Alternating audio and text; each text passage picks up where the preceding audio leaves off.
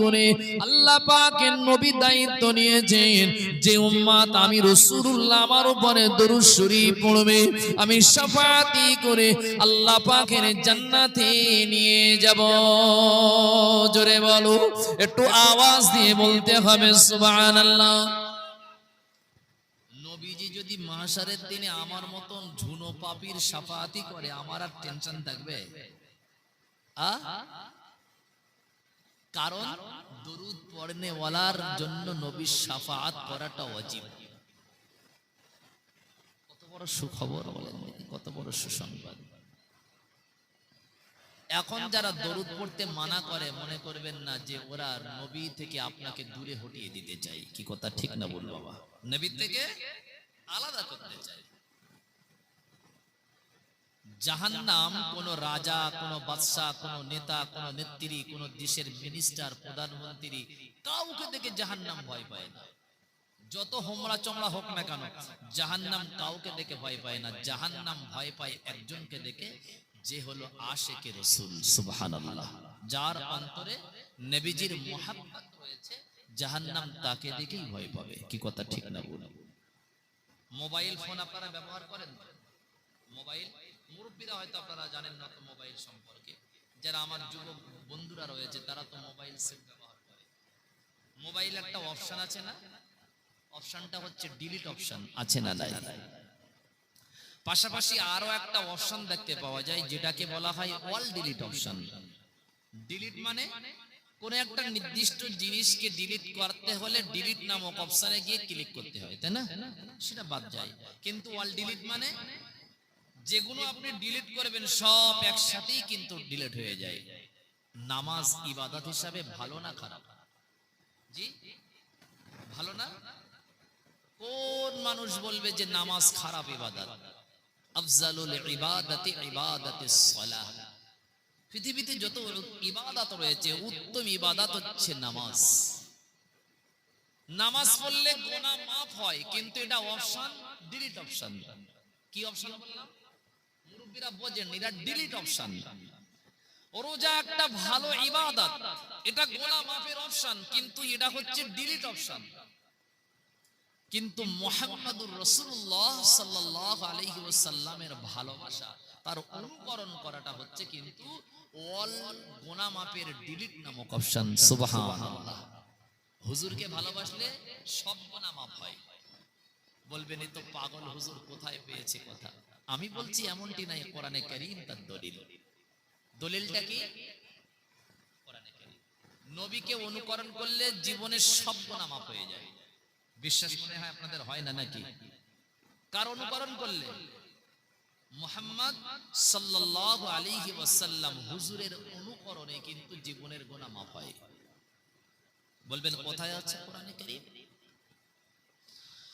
আমার আল্লাহ পাক তার প্রিয় হাবিবকে জানিয়ে দিল, কুল ইয়া রাসূল আপনি বলুন, ইন কুনতুম তুহিব্বুনাল্লাহ, নিশ্চয় আমি আল্লাহকে যারা ভালোবাসতে চাই, আমি আল্লাহকে যারা ভালোবাসতে চাই। কাকে ভালোবাসতে চাই? আল্লাহ বলছেন নবীকে, নবী আপনি বলুন আমি আল্লাহ আমাকে যারা ভালোবাসতে চাই তাদেরকে কি করতে হবে? আল্লাহ শোনাচ্ছে, ফাত্তাবিউনি, ফাত্তাবিউনি। হাবিব আমাকে ভালোবাসতে হলে আগে আপনার ইত্তেবা করতে হবে। কি করতে হবে? কার ইত্তেবা? দাদার না দিদির কথা বলি না, দাদার না দিদির ইত্তেবা যেন খবরদার ভুল করেও করবেন না। কেন? দাদার ইত্তেবা করলে দাদার তো বউ নেই, আর দিদির ইত্তেবা করা মানে দিদির স্বামী নেই। বিপদ পড়ে যাবেন কি যাবেন না? দাদা দিদির ইত্তেবা করা যাবে না। দাদা বলতেছে আমার বউ নেই, আর দিদি বলে আমার তো স্বামী নেই। এখন যদি এদের ইত্তেবা করেন তাহলে কিন্তু কিয়ামত আসার আগে কিন্তু দুনিয়া থেকে সমস্ত মানুষের বিদায় হয়ে যাবে। কি কথা ঠিক না বলুন বাবা? কেন? বিয়ে ছাড়া বাচ্চা হওয়াটা সম্ভব হলেও কিন্তু আমাদের কাছে অসম্ভব, তাই না বাবা? যদিও বা হয় সেটা কিন্তু সুসন্তান না, সেটা হচ্ছে কুসন্তান। কি কথা ঠিক না বলুন বাবা? পৃথিবীতে প্রত্যেক জিনিসের নিয়ম রয়েছে। পিতামাতা ছাড়া একটা সন্তানের পরিচয় দেওয়াটা কিন্তু সঠিক হবে না। কি কথা ঠিক না বল মুরব্বী? পিতা আর মাতা, যদি এমনি এমনি সন্তান হয় তাহলে কিন্তু দুনিয়ার জমিনে শান্তি বলে কোনো জিনিস থাকবে না, ডিসিপ্লিন বলে কোনো জিনিস থাকবে না। কি কথা ঠিক না বলবো? বংশ পরম্পরা বলে কোনো সিস্টেম থাকবে না। এই জন্য এই বিবাহ আল্লাহ রাব্বুল আলামিনের একটি হুকুম, এটা হচ্ছে ফরজ। বিবাহ কি বাবা? ফরজে আইন করতে হবে আপনাকে। এই আল্লাহ পাকের বান্দা, হ্যাঁ একটা পাকার ব্যবস্থা করেন। এই আল্লাহ পাকের বান্দা খুব ঠান্ডা মাথায় বোঝার চেষ্টা করেন না, বিশ্ব নবী মুহাম্মদুর রাসূলুল্লাহর অনুকরণের ভিতরে কিন্তু আল্লাহর মহব্বত রয়েছে। আল্লাহকে যদি আপনি ভালোবাসতে চান, নামাজ আপনাকে তো পড়তে হবে, কিন্তু নামাজ পড়ে যদি বলেন আল্লাহর রাসূলকে আমি মহব্বত করে ফেলেছি, একেবারে ভুল কথা। আল্লাহ পাকের হুকুম হলো রোজা। আপনি যদি রোজা রাখার পরে বলেন আমি আল্লাহ পাককে ভালোবেসে ফেলেছি, একদম ভুল কথা। আপনি বাইতুল্লাহতে হজ করলেন, হজ করার পরে যদি আপনি বুক চাপড়ে বলেন আমি আল্লাহকে মহব্বত করে ফেলেছি, সম্পূর্ণ ভুল কথা। না না না না না, নামাজ রোজা হজ যাকাত করার পরে পরে যদি প্রত্যেক আমলের ভিতরে, প্রত্যেক ইবাদতের ভিতরে যদি রাসূলুল্লাহ সাল্লাল্লাহু আলাইহি ওয়াসাল্লামের অনুকরণ না থাকে বাবা, তাহলে আমার আল্লাহর মহব্বত করা হবে না, হবে না, হবে না বাবা। হজ করতে গেলে ওখানেও নবীর অনুকরণ করতে হবে। নবীজি যেভাবে ইহরাম পরেছেন আপনাকে পড়তে হবে। নবীজি কিনা মাগরিবের নামাজটা কাজা করেছেন, আপনাকেও মাগরিবের নামাজটা কাজা করতে হবে। আল্লাহর নবী যে অনুমতি, যে আপনার কিনা যেভাবে হজ করেছে সেভাবে আপনাকে করতে হবে।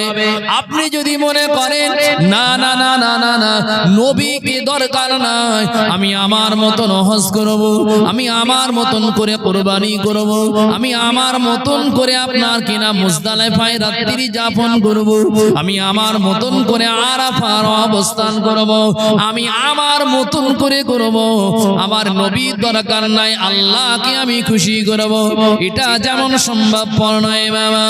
এ নওজোয়ান তরুণেরা, আপনি যদি মনে করেন আমি আল্লাহর নামাজ পড়ে আল্লাহকে রাজি করব, আমার সুন্নাতের কোনো প্রয়োজন নাই, বিশ্বাস করুন বাবা, সুন্নাত যদি আপনার পছন্দ না হয়, সুন্নাত যদি আপনি কিনা আপনার আদায় যদি না হয়, আল্লাহর ফরজ নামাজটা কিন্তু কবুল হবে না, হবে না, হবে না।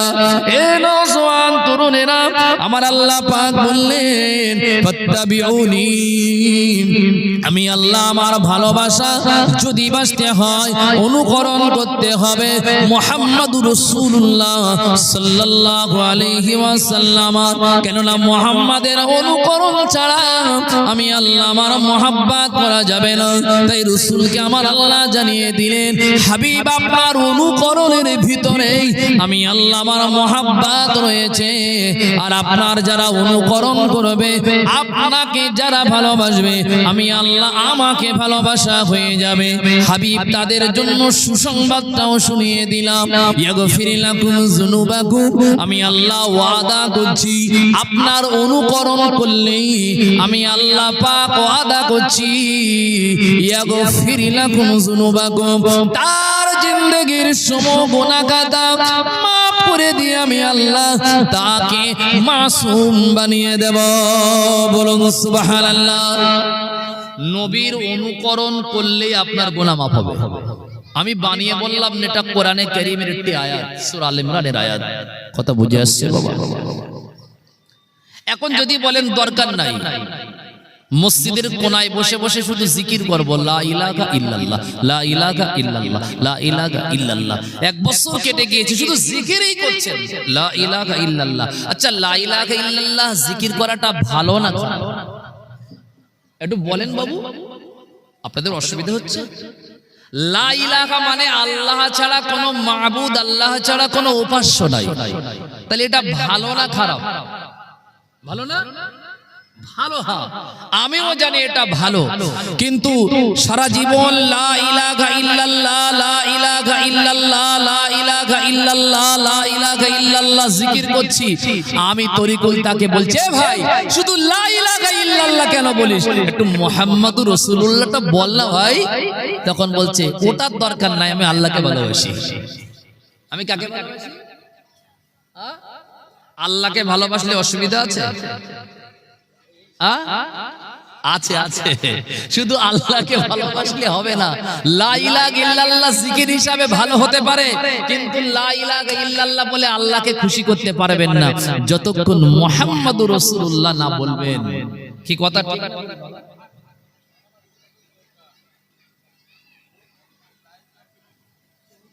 লা ইলাহা ইল্লাল্লাহ আল্লাহ রাজি না, মুহাম্মাদুর রাসূলুল্লাহ ছাড়া।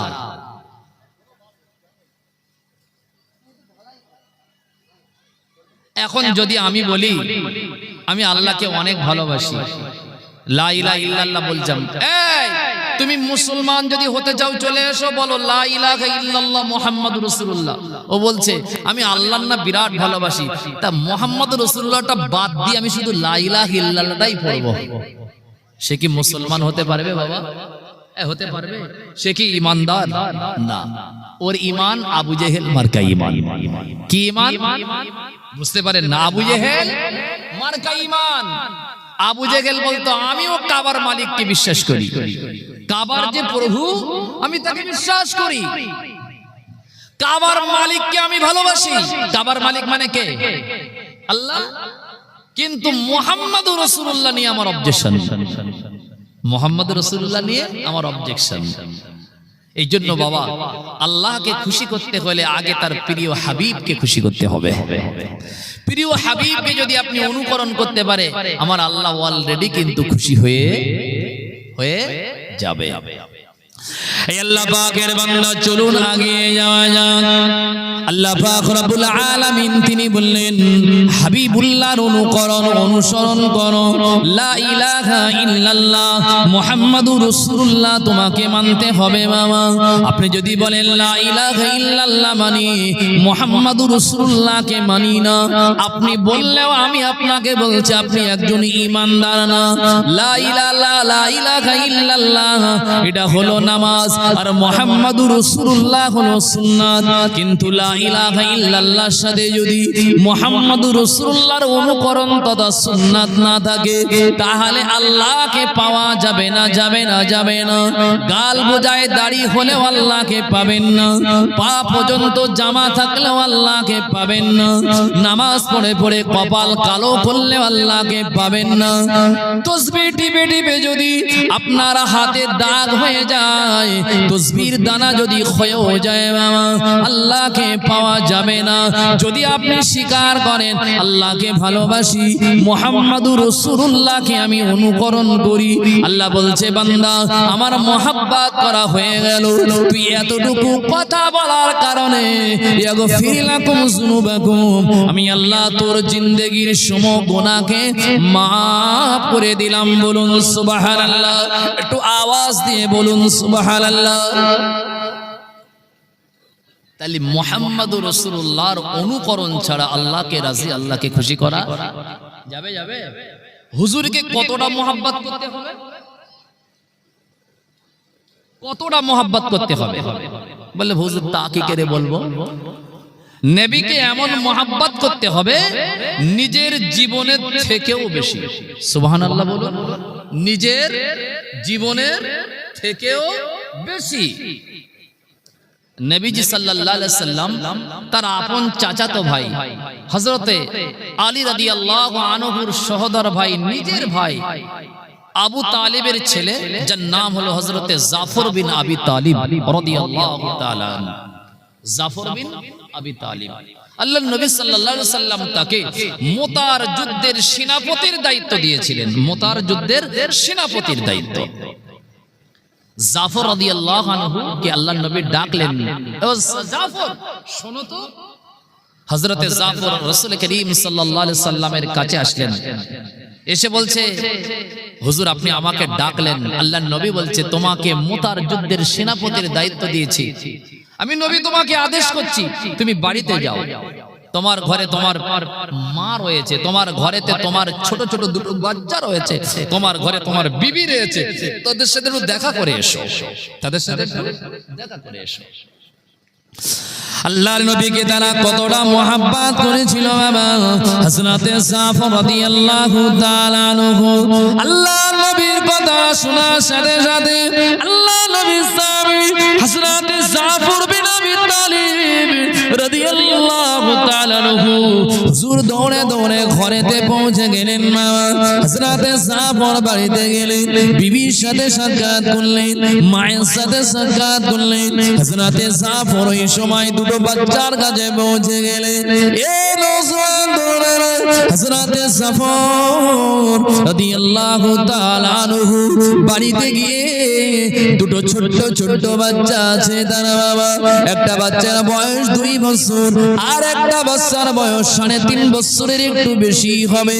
আল্লাহ নবীর সাহাবী হযরতে জাফর বাড়িতে গিয়ে 2 বাচ্চার কাছে পৌঁছে গেল। 2 বাচ্চা তাদের আব্বা জান জাফরকে বড় আদর করে কোলে চড়ে বসলো। ছোট বাচ্চা বাবাকে পেয়ে আনন্দ করে মহাব্বতের সঙ্গে হযরতে জাফরের ছোট্ট বাচ্চাটা আব্বাজানের গালে চুমা দেয়, আব্বাজানের কপালে চুমা দেয়, আব্বাজানের গলা জড়িয়ে ধরে অনেক আদর করে। হযরতে জাফর 2 বাচ্চাকে নিয়ে বড় আনন্দ করে বাবা। এ নওজোয়ান তরুণেরা, যদি আপনার সন্তান যদি আপনার কোলে উঠে আপনার গালে মুখে যদি চুমা দেয়, আপনার মনটা নরম হবে কি হবে না বাবা? বাচ্চাদের চুমা পেলে বাপের মনটা নরম হয় কি হয় না বাবা? হযরতে জাফরের 2 বাচ্চা আব্বাজানের কোলের উপর উঠে বাবা গালে চুমা দিতে লাগে। সন্তানের চুমা, সন্তানের এই মহাব্বতের চুমা হযরতে জাফরের কলিজাটা ঠান্ডা হয়ে গেল। হযরতে জাফর আরো ভালোবাসাটা বেড়ে গেল। এই নওজোয়ান তরুণেরা হযরতে জাফর বাচ্চাকে কোলে করে নিয়ে আনন্দ পায়। এমন সময় আল্লাহর নবী মুহাম্মদুর রাসূলুল্লাহ সাল্লাল্লাহু আলাইহি ওয়াসাল্লাম প্রিয় নবীর কথাটা মনে পড়ে গেল। আল্লাহ নবী আমাকে তো দেখা করার জন্য অল্প সময় নিয়ে পাঠিয়ে দিয়েছে। আল্লাহর নবীর সময়টা আমি কিন্তু আমানাতের খেয়ানাত করছি। সময়ের খেয়ানাত করার কারণে রাসূলুল্লাহ যদি আমার উপরে নারাজ হয়ে যায়, মাশার ময়দানে আল্লাহ পাকের দরবারে আমি জবাব দিতে পারবো না, নবীজির কাছে মুখ দেখাতে পারবো না। বাচ্চাটা গলা জড়িয়ে ধরে রেখেছে বাবা, গলাটা ছাড়ে না ছাড়ে না। হযরতে জাফরের মনে রাসূলুল্লাহর কথাটা মনে পড়ে যায়। আল্লাহর নবী দিন দুনিয়ার বাদশা, নবীর প্রাণ প্রিয় সাহাবী হযরতে জাফর রাদিয়াল্লাহু আনহু ওই সময় বাচ্চার হাতটা গলা থেকে আস্তে আস্তে আস্তে আস্তে ছাড়িয়ে নেয়। এবারে বাচ্চাকে কোল থেকে নামিয়ে দেবে। বাচ্চাটা আব্বার গলা ছাড়তে চায় না, আব্বা জানের ছাড়তে যায় না বাবা। হযরতে জাফরের মনে পড়ে যায় আল্লাহ নবীর হাদিসটা। আল্লাহ নবী বলেছেন, লা ইউমিনু আহাদুকুম হাত্তা কুনা হাব্বা ইলাইহি মিন ওয়ালিদিহি ওয়া ওয়ালাদিহি ওয়ান নাস আজমাইন। শুনান নবী জানিয়ে দিয়েছে, লা ইউমিনু আহাদুকুম, অতক্ষণ তুমি মুমিন হতে পারবে না যতক্ষণ না তোমার ছেলে মেয়ে, তোমার মা বাপ, তোমার সন্তান সন্ততি, দুনিয়ার সমস্ত মানুষ, এমন কি তোমার জীবনে থেকে জানে থেকে যদি নবীকে বেশি মুহাব্বত না করতে পারো, তুমি মুমিন হতে পারবে না। এই হাদিসটা জাফরের মনে পড়ে যায়। মনে পড়ে যাওয়ার সাথে সাথে বাচ্চা গলা জড়িয়ে ধরে আব্বাজান আব্বাজান আব্বাজান আব্বাজান আব্বাজান বলে কাঁদতে থাকে। বাচ্চা আব্বার গলাটা ছাড়তে যায় না, বাচ্চা আব্বার গলাটা ছাড়তে যায় না। জাফরের কলিজার ভিতরে কষ্ট হলেও নবীর মুহাব্বত বেশি থাকার কারণে বাচ্চা দুটোকে কোল থেকে নামিয়ে দিয়ে জাফর জিহাদের ময়দান তথা মুতার যুদ্ধের ময়দানের দিকে অগ্রসর হয়, বাচ্চা দুটো পেছন দিক থেকে দৌড়ায় আর চিল্লে চিল্লে কাঁদতে কাঁদতে বলে আব্বাজান আব্বাজান আব্বাজান। জাফরের কলিজা ফেটে যায় বাবা। তারপরে ইতিহাস জাফর রাদিয়াল্লাহু তাআলা পেছনের দিকে ফিরে তাকায় না, কারণ হলো যদি আমি পেছনের দিকে ফিরে তাকাই আমার নবী থেকে আমার সন্তানের মুহাব্বতটা না জানি বেশি হয়ে যাবে, এই জন্য পেছনের দিকে তাকায়নি, নবীর দিকে আগিয়ে গিয়েছিলেন। বলুন সুবহানাল্লাহ। আশা করি আমরাও নবীকে মুহাব্বত করি নাকি? যদি সন্তান একবার গলা জড়িয়ে ধরে আমাদের নামাজও কাজা হয়ে যায়। যায় কি যায় না? যায় না? যায়।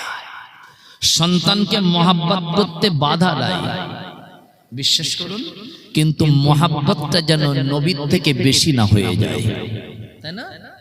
বিবিকে ভালোবাসতে অসুবিধা নাই, কিন্তু যেন নবীর থেকে বেশি। কেন? নবী হচ্ছে আমার ঈমান, নবী হচ্ছে আমার জান, নবী ছাড়া আমার কোনো নাজাত নাই। কি কথা ঠিক না বলুন? বলবেন হুজুর দরকার কি আছে? আমি তো অনেক নামাজ নামক ইবাদত করেছি, আমার আমলের খাতা ভরপুর নামাজের সওয়াব, তাই না? হুজুর অসুবিধা কি আছে? আমি তো জিন্দেগিতে অনেক তাহাজ্জুদ পড়েছি হুজুর, আমি তো জিন্দেগিতে অনেক দান সাদকা করেছি হুজুর, আমি তো কয়েকবার হজ পাকে গিয়েছি হুজুর, আমি তো সব সময় কোরআন তেলাওয়াত করি হুজুর, আমার তো সব সময় জবানে জিকির হয়। নবীর শাফায়াতের আমার দরকার নাই। কথা বুঝতে পারছেন? নবীর শাফায়াতের দরকার। আচ্ছা, নামাজ নিয়ে জান্নাতে যেতে পারবেন? রোজা নিয়ে? নবী সাল্লাল্লাহু আলাইহি ওয়াসাল্লাম, আপনাদের অসুবিধা হচ্ছে? আমাদের নবী একদিন সাহাবা রাদিয়াল্লাহু আলাইহিম আজমাইনদের সামনে দাঁড়িয়ে বলছে, ও সাহাবারা, আমি বনি ইসরাইল কওমের একজন আবেদের কথা আমি তোমাদের কি শোনাবো? নবী বললেন, সাহাবারা বললেন, সাইয়্যিদিনা ইয়া রাসূলুল্লাহ, আপনি যেটা বলেন ওটা আমাদের শুনতে অনেক ভালো লাগে, আপনি একটু বলুন। বনি ইসরাইল কওমের এক আবেদ, আবেদ মানে কি জানেন? অনেক ইবাদত করেছে সে। যারা বেশি ইবাদত করে তাদেরকে কি বলা হয়? আবেদ, আবেদ বান্দা। আল্লাহর নবী বলতে বলতে বললেন যে ওই আবেদ 500 বছর ইবাদত করেছে। কত বছর? আমাদের তো হায়াত 50 পার হওয়া অনেক কষ্টকর, তাই না বাবা? আগেকার জামানার মানুষগুলো 1000 বছর, 1500 বছর, 1000 বছর তাদের লম্বা হায়াত ছিল। কথা বুঝতে পারছেন? 1-1500 বছর পর্যন্ত হায়াত পেত। বনি ইসরাইল কওমের মানুষ আবেদ 500 বছর ইবাদত করেছে। নবীজি বলছেন সাহাবাদেরকে, সাহাবারা, এই আবেদকে আল্লাহ মাহশার ময়দানে দাঁড় করাবে। আবেদকে জিজ্ঞাসা করবে, বান্দা তুমি জান্নাতে যাবে না জাহান্নামে? আল্লাহ জিজ্ঞাসা করবে। আল্লাহ সব জানে কি জানে না বাবা? তিনি আলিমুল গায়ব, তিনি আলিমুম বিজাতিস সুদূর, তিনি মনের সমস্ত খবর তিনি জানেন, আর কেউ জানেন না, আর কেউ জানেন না। তা আল্লাহ সব জানেন, তাও বান্দাকে জিজ্ঞাসা করছে, বান্দা তুমি জান্নাতে যাবে না জাহান্নামে? 500 বছরের আবেদ। প্রত্যেক জিনিসের একটা গরম আছে বাবা। যার বেশি টাকা হয় তার কিন্তু একটা টাকার গরম হয়, হয় কি হয় না বাবা? নেতা হলে একটা নেতারও গরম থাকে, হজ করলে হজের একটা কিন্তু কম বেশি গরম আছে, তবে সবার না। আমি হাজী সাহেব আছে না নাই? বেশি একটু লেখাপড়া শিখলে তারও কিন্তু একটা গরম আছে। যেমন একটা শিক্ষিত মানুষ বেশি আবার ইলম শিখলেও কিন্তু তার একটা অহংকার আছে। যেমন অহংকার ছিল আজাজিলের, ছিল কি ছিল? সে তো আলেম এবং আবিদ, বড় আলেম বড় আবিদ। এমন কোন ইবাদত ছিল না যে আজরাইল এই কি বলে আপনার আজাজিল করেনি। অনেক জ্ঞান, অনেক জ্ঞান, বড় আলেম বড় আবিদ। এইটাই হচ্ছে তার অহংকারের কারণ, যে আমি একটা আবিদ, আমি একটা আলিম বাবা। তা প্রত্যেক জিনিসের একটা গরম থাকে। নবী বলছেন সাহাবাদেরকে, আবিদকে জিজ্ঞাসা করে 500 বছর ইবাদত করেছি, একক চিত্তে আল্লাহর ইবাদত করেছে। আল্লাহ বলবে, বান্দা জান্নাতে যাবে না জাহান্নামে? প্রত্যেকটা ইবাদতের গরম আছে। ও তখন এরকম ভাবে বলবে জাহান্নামে, জাহান্নামে আমার 500 বছরের ইবাদত রয়েছে, আমি জান্নাতে যাব, জান্নাতে। কোথায় যাব? আল্লাহ যদি আমার জান্নাত না কবুল করে, আমরা আমল করেও জান্নাতে যেতে পারবো। আর মাহশারের দিনে যদি নবীর শাফাত আমার কপালে না জোটে, আমার জান্নাতে যাওয়াটা কষ্টকর হবে কি হবে না বাবা?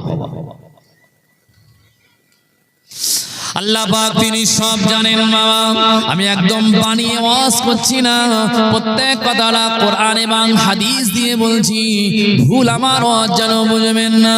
আল্লাহ নবী সাহাবাদেরকে বলেছিল, ও আমার সাহাবায়ে কেরামেরা, আল্লাহ পাকের ওই বান্দা বলবে, আল্লাহ 500 বছরের আমার ইবাদত রয়েছে, আমার নামায় আমলে 500 বছরের ইবাদত থাকার কারণে আমি তো জান্নাতে যাব, জান্নাতে। আল্লাহ সব জানেন বাবা। আল্লাহ পাক ওই বান্দা আবেদটাকে বলবে, এ আমার বান্দা, তুমি এই রাস্তা দিয়ে একটু আগে যাও। আল্লাহ পাকের আদেশে, আল্লাহ পাকের হুকুমে আল্লাহর আবেদ বান্দাটা আগে যেতে লাগবে বাবা।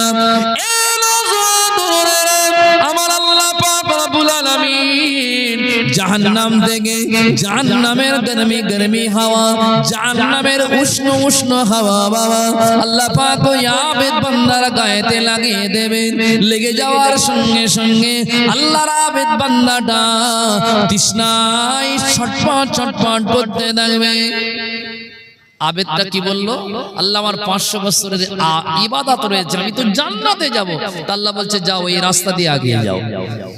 রাস্তা দিয়ে যত আগাবে, জাহান্নামের গরমি হাওয়া, জাহান্নামের উষ্ণ হাওয়া আল্লাহ ওই আবেদ বান্দার গায়েতে আমার আল্লাহ লাগিয়ে দেবে। জাহান্নামের গরম হাওয়া লাগা মানে তৃষ্ণায় বুকটা ফেটে যাবে। কথা বুঝতে পারছেন? তৃষ্ণায় বুকটা ফেটে যাবে। আল্লাহ সব জানেন। দেখেন 500 বছর আবেদ,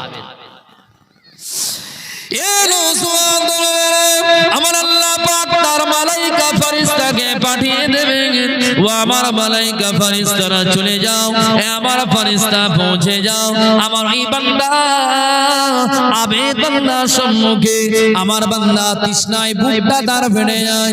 আমার বান্দাকে গিয়ে বলো, আমার বান্দার সামনে গিয়ে তুমি দাঁড়িয়ে যাও, হাতে ঠান্ডা পানির গিলাস নিয়ে। আল্লাহ পাকের ফেরেশতা আল্লাহ পাকের হুকুম পাওয়ার সাথে সাথে ঠান্ডা পানি নিয়ে আল্লাহর আবেদ বান্দার সম্মুখে দাঁড়িয়ে যাবে বাবা। ওই সময় ফেরেশতা বলবে, পানি আছে, পানি চাই, পানি। তৃষ্ণা লাগলে বাবা পানি আমাদের বড় মজা লাগে, কি লাগে না? তৃষ্ণা যখন লাগে, যখন রমজান মাসে আষাঢ়ের মাসে রোজা হয়েছে, কিরম তৃষ্ণা লেগেছিল বাবা। জামাই বাবুকে যত দায় দেন না কেন, জামাই বাবু খুশি হবে না যদি আষাঢ় মাসে রোজায় একটু শরবত আর একটু পানি না দেন। কি দেন না বাবা? যতই ভালো মন্দ, যতই ফলমূল দেন না কেন, জামাইকে খুশি করতে পারবেন না। বাবাজি, আমরা তো পানি দৈনন্দিন খাই, কিন্তু তার থেকেও কিন্তু আরো সুন্দর সুন্দর সুস্বাদু খাদ্য আছে। কিন্তু রোজা রাখার পরে, সারাদিন পরে ইফতার যখন সামনে আসে, চোখটা কোন দিকে বেশি যায় বাবা? পানির দিকে যায় না? শুধু পানি পানি, শুধু পানির দিকে চোখটা যায়, পানি আর পানি, পানি আর পানি। আল্লাহ পাক আবেদ বান্দা কাছে ফেরেশতা পাঠাবে, ফেরেশতা হাতে পানি নিয়ে ঘোরাঘুরি করবে। তখন বলবে, পানি আছে, পানি। এর তো জাহান্নামের হাওয়া গায়ে লাগার কারণে এর বুকটা শুকিয়ে যাবে তৃষ্ণায়। কথা বুঝলেন? তখন আল্লাহর ওই বান্দা, আবেদ বান্দা বলবে, পানি পানি চাই, পানি, আমাকে একটু পানি দেবেন? তখন আবেদ বান্দাকে ফেরেশতা কি বলবে? যে পানি দিতে পারি, এটা মাহশার ময়দান। এই জায়গায় পানি দিতে গেলে 1 গ্লাস পানির বিনিময়ে 500 বছরের ইবাদত দিতে হবে। কত বছরের? 500 বছরের। কিন্তু ওর পুঁজিবাটা যায় মানে 500 বছর। 1 গ্লাস পানির বিনিময়ে 500 বছরের আমল লাগবে। জীবন যায় যায়, অনেক কষ্ট পায়। তখনও চিন্তা করছে, 1 গ্লাস পানি আমার প্রয়োজন, তাতে যদি 500 বছরের আমল দিতে হয় রাজি, কিন্তু আমার পানির দরকার। আল্লাহর দয়া ছাড়া জান্নাতে যাওয়া যাবে না বাবা, যতই আপনি আবেদ হন। আল্লাহ পাক রব্বুল আলামিনের ওই ফেরেশতা যখন এই কথা বলবেন আমার কাছে এক গ্লাস পানি নিতে হলে নবীজি বলছেন সাহাবাদের মাশার ময়দানে আল্লাহর বান্দাটাকে ওই সময় ফেরেশতা বলবে ও আল্লাহর বান্দা আবিদ গো আমার কাছ থেকে এক গ্লাস পানি নিতে হলে 500 বছরের আমল লাগবে আল্লাহ পাকের আবেদ বান্দাটা ওই সময় বলবে ও আল্লাহ পাকের ফেরেশতা আমাকে একটি গ্লাস পানি দিন আমি রাজি আছি আমার 500 বছরের আমল রয়েছে আমি আমলটা দিয়ে দিতে চাই শুধু একটি গ্লাস পানি আমাকে দিন একটি গ্লাস পানি তাকে দেওয়া হলো 500 বছরের আমল নিয়ে নেওয়া হলো বাবা আল্লাহ পাকের আদেশে আবার আগিয়ে যাও আল্লাহ পাক আদেশ দিচ্ছে বান্দা আরো আগিয়ে যাও আল্লাহর আদেশ আল্লাহর হুকুম পালন করার জন্য আল্লাহর বান্দা আরো আগিয়ে যায় বাবা আবার পূর্বের ন্যায় তৃষ্ণা লেগে যায় আল্লাহ পাকের ফেরেশতার সামনে এসে দাঁড়িয়ে বলে পানি আছে পানি চাই পানি আল্লাহর আবেদ বান্দা বলবে আমার একটি গ্লাস পানি দাও তখন আল্লাহর ফেরেশতা আবার বলবে একটি গ্লাস পানি নিতে হলে পূর্বের ন্যায় আরো 500 বছরের ইবাদত লাগবে আল্লাহর বান্দা ওই সময় চিৎকার ছেড়ে দিয়ে বলবে আমার যা আমল ছিল আমি ইতিপূর্বে এক গ্লাস পানির বিনিময়ে দিয়ে দিয়েছি আমার জিন্দেগিতে আর তো কোনো আমল নাই আল্লাহ পাক ওই সময় বান্দাকে ডাকবে এ আমার বান্দা চলে এসো এ আমার বান্দা তুমি ফিরে এসো এ আমার বান্দা তুমি চলে এসো এ আমার বান্দা তুমি আমার দরবারে ফিরে এসো বান্দা ফিরে আসবে আমার আল্লাহ তাকে জিজ্ঞাসা করবে বান্দা তুমি জান্নাতে যাবে না জাহান্নামে আর কিসে বলতে পারবে আল্লাহ আমি জান্নাতে যাব কারণ আমার 500 বছরের আমল আছে আর কি বলতে পারবে এখন তো অ্যাকাউন্ট জিরো কিছু নাই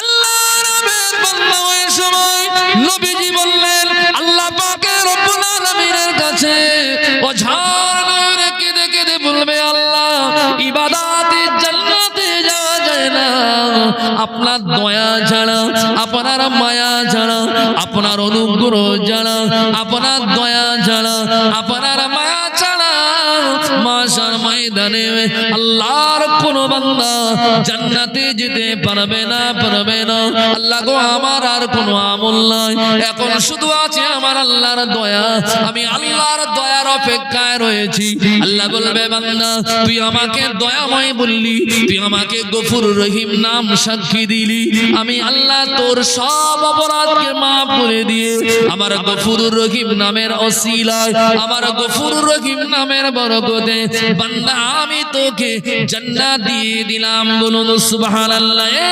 মুসলমান আল্লাহকে রাজি করতে হলে আল্লাহকে খুশি করতে হলে শুধু আমল ইবাদতে খুশি করা যাবে না প্রিয় নবী মুহাম্মদুর রাসূলুল্লাহ ছাড়া আল্লাহ রাজি হবে না বাবা প্রিয় নবী মুহাম্মদুর রাসূলুল্লাহর উম্মত না হয়ে যদি আল্লাহ পাক অন্য কোন ঘরে আপনাকে পাঠাতো যদি মুসলমানের ঘরে যদি না পাঠিয়ে আল্লাহ অন্য কোন ঘরের বাসিন্দা করত অন্য কোন আপনার কিনা ধর্মের মানুষ করে পাঠাতো তাহলে আপনার উপায় কি হতো একবার কি ভেবেছেন মুসলমান তাই বলি মুসলমান আল্লাহ এবং আল্লাহ রাসূল আল্লাহর দয়া অপরদিকে রাসূলুল্লাহর শাফাআত যদি তোমার কপালে না জোটে তুমি জান্নাতে যেতে পারবে না আল্লাহর নবীর শাফাআত নিতে হলে আপনাকে কি করতে হবে আল্লাহর নবী বললেন ফালাতুহু শাফাআতি ইয়াউমাল কিয়ামা আমি রাসূলুল্লাহ বলছি উম্মত আমার নামে দুরূদ শরীফ বললে শাফাআতি ইয়াউমাল কিয়ামা আমি নবীজি তোমার জন্য শাফাআতি করব আল্লাহর নবী বললেন তোমার জন্য শাফাআত করাটা আমি নবী আমার জন্য ওয়াজিব হয়ে যাবে জোরে বলুন একটু আওয়াজ দিয়ে বলুন সুবহানাল্লাহ মন ভরে বলুন সুবহানাল্লাহ নারে তাকবীর নারে তাকবীর নারে তাকবীর নবীর শাফাআত ছাড়া আমল নিয়ে জান্নাতে যেতে পারবে না এই কথা ঠিক না বল বাবা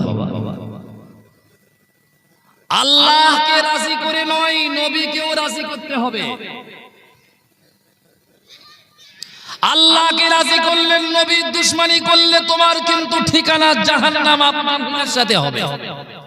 কি কথা ঠিক না বল? কোন নবী? আল্লাহর আসমানের নিচে জমিনের উপর মুহাম্মাদুর রাসূলুল্লাহর মতন মানুষ, মুহাম্মাদুর রাসূলুল্লাহর মতন ইজ্জত, মুহাম্মাদুর রাসূলুল্লাহর মতন সম্মান আল্লাহ তার সৃষ্টি কাউকে আল্লাহ দেননি। বলুন সুবহানাল্লাহ। তিনি হচ্ছেন সর্বশ্রেষ্ঠ মহামানব, সর্বকালের সর্বযুগের তিনি মহামানব, সর্বশিরে সর্বগুণে গুণান্বিত তিনি। যার আখলাক, যার আদর্শ ছাড়া আল্লাহকে পাওয়া যাবে না। আল্লাহকে পাওয়া যাবে না। নামাজ পড়ে আল্লাহকে পাবেন না, নবীর আদর্শ ফলো করলে আল্লাহকে পাবেন। রোজা শুধু রাখলে হবে না, নবীর আদর্শকে আপনার অনুকরণ করতে হবে। আমি নামাজ পড়ি, আমাদের সমাজে কোনো একটা মত পথ এখন বার হয়েছে, আমি নাম বলবো না, ওরা নামাজ পড়ে কিন্তু টুপি মাথায় দেয় না। দেখেননি এরকম করে ঝাড় দিয়ে এরকম করে দেয়, দেখেননি ওদেরকে জিজ্ঞাসা করবেন, বলে টুপি লাগবে না, বলে টুপি আবার। আমি কি বাজে কথা বলছি? আমি কি বিশ্বাস করেন আপনারা? ওরা টুপি ছাড়া নামাজ পড়ে। এত বড় উলাউটো কলেরা, টুপি পরতে এত ওদের কষ্ট হয়। আমি তরিকুল ফতোয়া দিচ্ছি, টুপি ছাড়া নামাজ হয়। দুনিয়ার সব আলেম জানে টুপি ছাড়া নামাজ হয়, কিন্তু কখন হয়? টুপি যদি না থাকে টুপি ছাড়া নামাজ হবে। কি কথা ঠিক না বলবো বাবা? টুপি ছাড়া আরে ন্যাংটো হয়েও নামাজ হয়, ফতোয়া নাও। যদি কাপড় কেউ খুলে নেয়, আমার যদি কাপড় কেউ খুলে নেয়, আমার জোহরের নামাজ পড়তে হবে, নামাজ পড়া যাবে কি যাবে না? যদি কেউ কাপড় খুলে নেয়, ন্যাংটো হয়েও নামাজ হয় রে খোকা। টুপি কেন? ন্যাংটো হয়েও নামাজ হয় বাবু। সেটা হচ্ছে সব সময় না, তাই না বাবা? কারণ বিশেষ। টুপি ছাড়া নামাজ হয় দুনিয়ার সব আলেম জানে, কিন্তু আমার টুপি থাকতে যদি না পড়ি, তাহলে আবু জেহেল মার্কা মুসলমান না বাবা? টুপি তো নবীর সুন্নাত, কি সুন্নাত না? টুপি নবীজির সুন্নাত না? দাড়ি নবীজির সুন্নাত না? জামা নবীর সুন্নাত না? আল্লাহ পাক আমার নামাজ যদি কবুল করে, বিশ্বাস করুন আমার নামাজ কবুল হওয়ার পেছনে ওসিলা হবে আমার সুন্নাত। কি কথা ঠিক না? আমার নামাজ যদি কবুল হয়, ওসিলা হবে সুন্নাত। কেন? সুন্নাত তরিকায় ইবাদত করলে আল্লাহ কবুল করে। এরা এত বড় হতভাগা, কপাল ফাটা নাদান, এরা নামাজ পড়ে। তুমি রফল ইয়াদাইন করবে কি করবে না, ও নিয়ে আমি ঝামেলা করতে আসি না। আমি রফল ইয়াদাইন করি না, আমারটাও হাদিসে আছে, রফল ইয়াদাইন করতে এও হাদিসে আছে, আমি উনি ঝামেলা করব। কিন্তু টুপি ছাড়া নামাজ হয়, তুমি কোন হুজুরের ফতোয়ায় আমাকে বোঝাবে? কথা বুঝতে পারছেন? টুপি টুপি টুপি এমন একটা সুন্নাত। এখন যদি আমি টুপি মাথায় দিয়ে সিনেমা হলে যাই না, লোক আমাকে সিনেমা দেখা বাদ দিয়ে আমার জুতো পিটাই করবে। কি করবে? করবে কি করবে না? কেন? সুন্নাত এমন একটা জিনিস, আল্লাহর কসম, সুন্নাত বড় বড় গুনাহ থেকে আমাকে বাঁচায়। কি বাঁচায়? বড় বড় গুনাহ থেকে আমাকে বাঁচিয়ে দেয়। আমি যদি এখন পতিতালয় যাই, এই বড় জামার এই টুপি আর দাঁড়িয়ে রেখে বলবে, হুজুর আপনি এখানে এসেছেন কেন? এটা তো আপনার জায়গা না। কি কথা? এটা তো আপনার না। তারা আমাকে দেখে স্যালুট করবে, আমাকে দেখে তারা কিন্তু বলবে না যে হুজুর আসেন, আমাদের খরিদ্দারের প্রয়োজন, আমাদের খরিদ্দার আমার দরকার। আমাকে বলবে না হুজুর আপনি কেন ঢুকলেন, আপনার জন্য এই জায়গা না। কেন?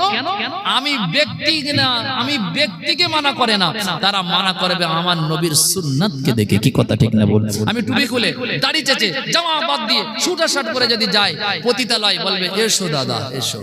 বলবে কি বলবে না? আমি বোঝাতে পারছি, বলবে কি বলবে না? কিন্তু নবীর সুন্নাত নিয়ে যাব, আমাকে জায়গা দেবে না।